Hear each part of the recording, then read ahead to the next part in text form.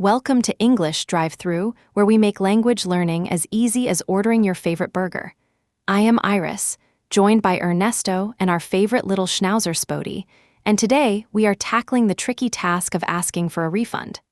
Let's help you get your money back without any of the stress. We are going to go through 3 real-life samples to see how you can handle different store policies and common problems with products. Let's jump into the practice samples.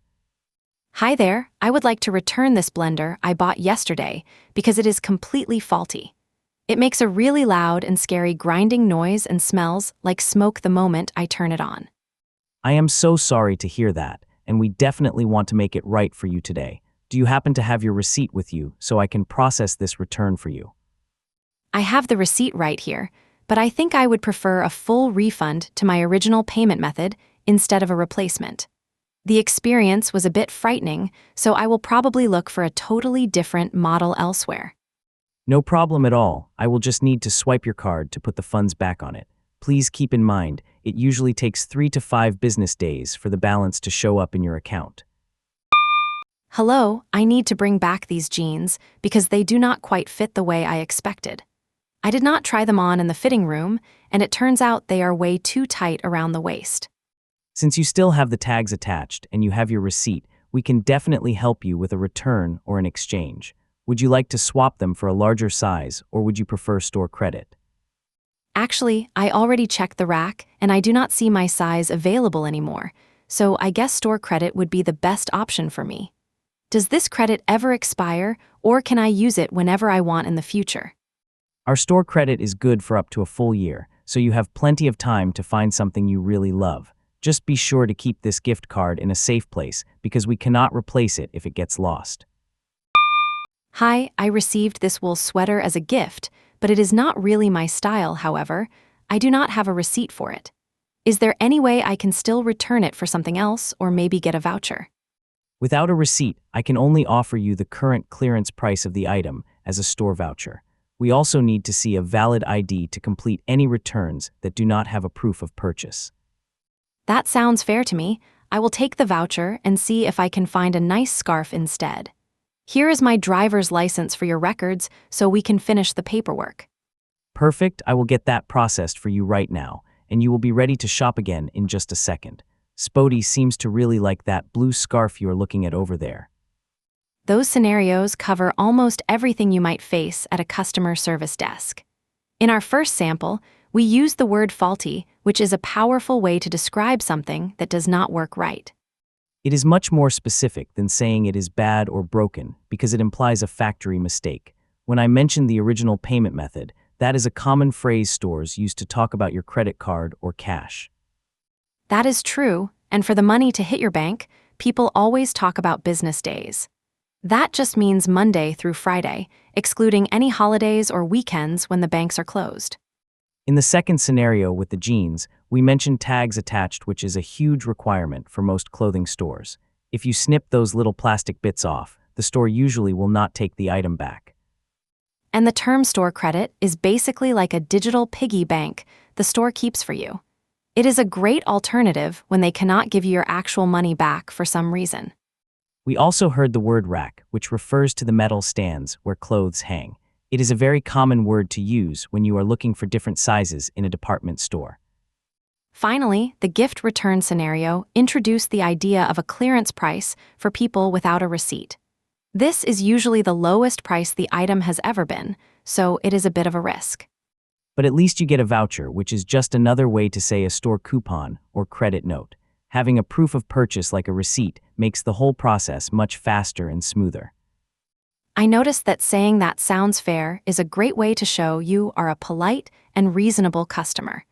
It keeps the energy positive even if you are not getting exactly what you originally wanted.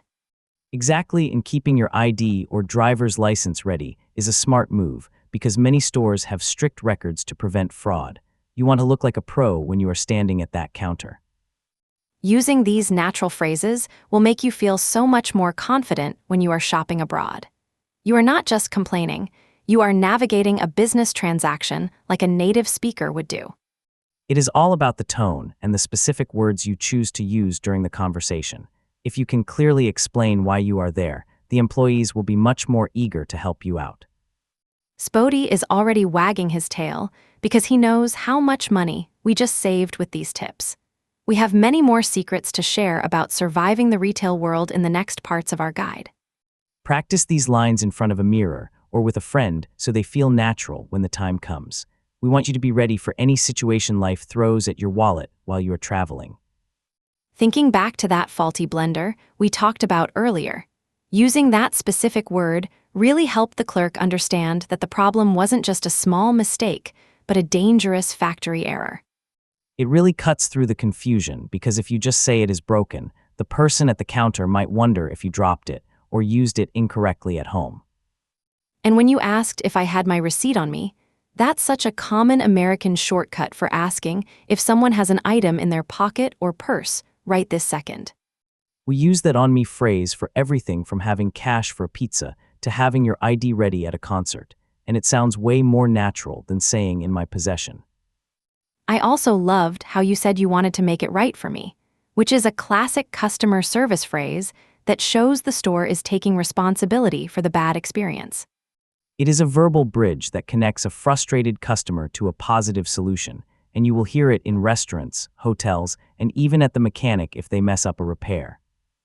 In the clothing example, we mentioned checking the rack, and that's a word you should definitely use instead of saying the metal thing where the shirts hang. If you ask an employee to check the back for a size, they will usually ask which rack you found the item on so they can narrow down their search in the warehouse. We also need to highlight the original payment method phrase, because that is the legal gold standard for most big American retailers when they give you money back. Exactly, because stores hate giving cash back if you paid with a credit card, since it opens the door for people to commit fraud or try to game the system. Let's take a deeper look at how the word faulty works in other areas of life, like if you are at work and your company laptop keeps crashing for no reason. You would tell the IT department that the hardware seems faulty, which tells them it is an internal technical failure and not just a software glitch you caused. It also works for cars, like if a brand new vehicle has a faulty transmission, the owner might use the lemon law to get a completely new car from the dealer. You can even use it for logic in a debate by saying someone has a faulty argument, meaning their reasoning is broken from the very beginning of their thought process. So it is a very versatile word that moves from the kitchen blender all the way to a high-stakes business meeting or a legal courtroom without losing its punch. Now let's talk about business days, because people often get frustrated when their money doesn't hit your bank account the very next morning after a return. If you buy something on a Friday and return it, and they say it takes 3 business days, you might not see that money hit your bank until the following Wednesday. This comes up constantly with online shipping too, where standard shipping usually promises arrival in 5 to 7 business days, ignoring the weekend entirely. I even had a friend get upset because her paycheck didn't clear on a Sunday, but her boss had to remind her that banks don't move money on non-business days. It is the universal timer for everything official in America, so always count from Monday to Friday and skip any holidays like Thanksgiving or Labor Day. Moving on to our third phrase, saying that sounds fair is a secret weapon for maintaining a good relationship while you are negotiating something important. It shows you are not being difficult, even if you have to settle for something less than your first choice, like getting a voucher instead of a cash refund. You could use this with a roommate when deciding who cleans the bathroom, or with a boss when they offer a smaller bonus than you expected for a project. It tells the other person that you recognize their effort to meet you in the middle, which makes them much more likely to help you again in the future. It is the opposite of being a demanding customer. It marks you as a reasonable person who understands that businesses have rules they have to follow too. Our fourth phrase is proof of purchase, which sounds very formal, but it is actually the most common way to talk about receipts or digital confirmation emails. If you lose a physical receipt, a bank statement showing the transaction can often serve as a valid proof of purchase if the manager is feeling generous that day. We use this for insurance claims too, where you need a paper trail to show you actually own the expensive camera that got stolen from your hotel room. In the world of warranties, You usually have to upload a photo of your proof of purchase to a website to register your new television or dishwasher for repairs. It is essentially the evidence that proves the transaction happened, and without it, you are often stuck with whatever broken item you are trying to fix. Finally, store credit is something you will encounter at almost every boutique or independent shop that cannot afford to give back actual cash easily. It is also huge in the gaming world or at bookstores, where you can bring in your old items for a trade in value that becomes credit for your next purchase. I often use store credit at my favorite thrift stores because it feels like I am getting a free outfit when I bring in a bag of clothes I don't wear anymore. Just remember that store credit is usually tied to your name or a specific card, so you cannot usually sell it to a friend or use it at a different store chain. It is a win-win because the store keeps your money in their ecosystem, and you eventually get a product that fits your style better than the original one did.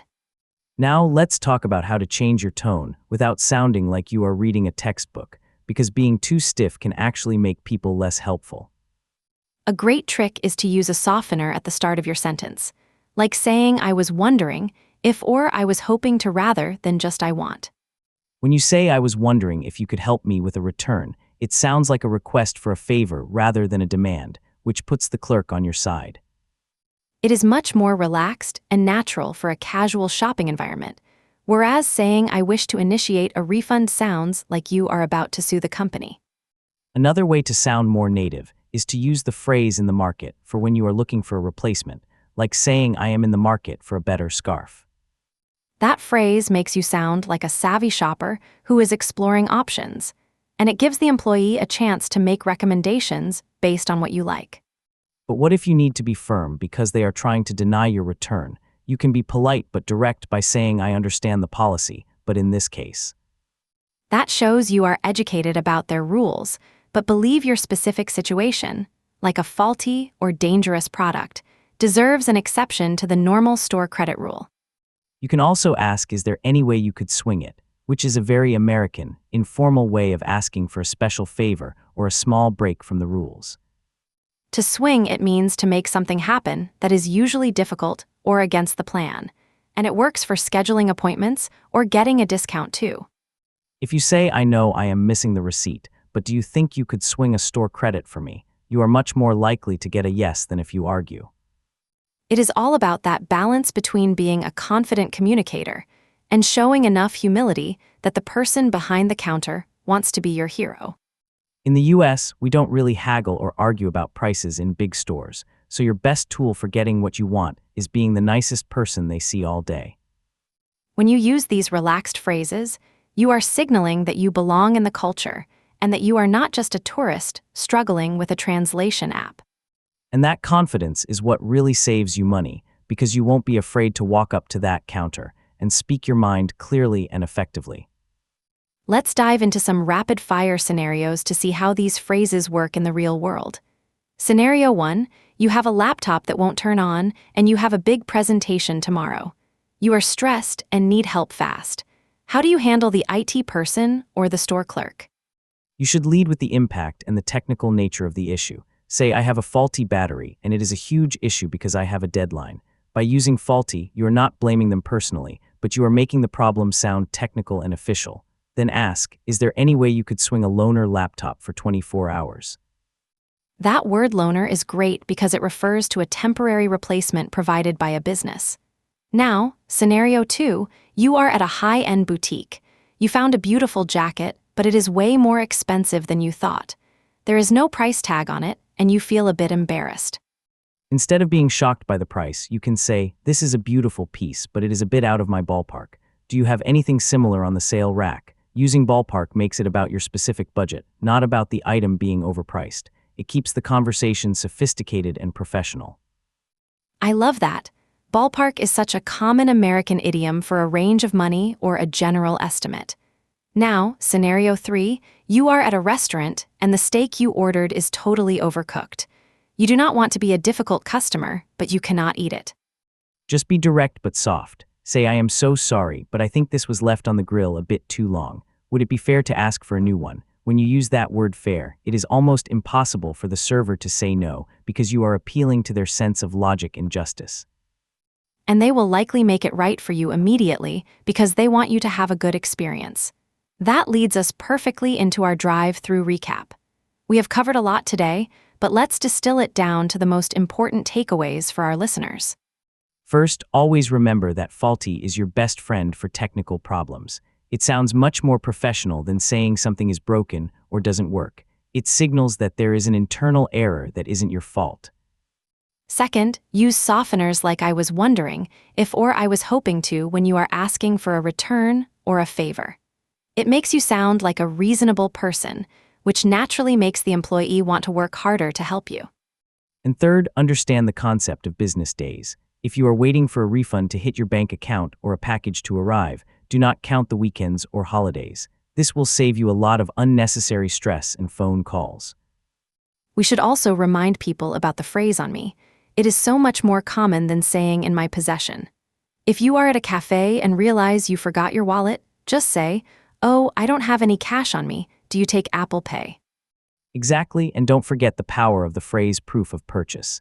Even if you don't have the paper receipt, a digital version on your phone is usually enough. Just say, "I have the proof of purchase right here in my email." It is also worth noting that American stores are often very flexible if you are polite. If a policy seems too strict, you can always ask for a manager and calmly explain why the situation is an exception. That is a great point. Using a phrase like "I understand the policy, but" allows you to show you are knowledgeable while still asking for what you need. It is about being a confident communicator. Before we wrap up, let's talk about the phrase in the market for. If you are looking for something new after a return, tell the clerk, "I am in the market for something more durable." It makes you sound like an expert shopper. It really does. It shows you have an intention and a plan. These small shifts in your vocabulary change how people perceive your English level and your confidence. Confidence is the key. When you use these phrases, you are telling the world that you understand the rules of the game in American culture. You are not just translating words, you are translating intentions. And that is the goal of our show. We want you to feel at home in any English-speaking environment, whether you are returning a toaster or negotiating a business deal. These are the gold standards for navigating American commerce like a pro. Using these phrases won't just help you get your money back. They will help you build better relationships with the people you interact with every day. Exactly, because English isn't just about the grammar. It's about the connection and the culture behind the words. When you speak like a local, people treat you like a local. That is all the time we have for today's episode of English Drive-Thru. We hope these tips help you navigate your next shopping trip with ease and confidence. Make sure to practice these phrases out loud so they feel natural when you actually need them. Thank you for listening and learning with us today. If you enjoyed this episode, please subscribe to English Drive-Thru and hit the notification bell. We have plenty more practical lessons coming your way soon. See you next time.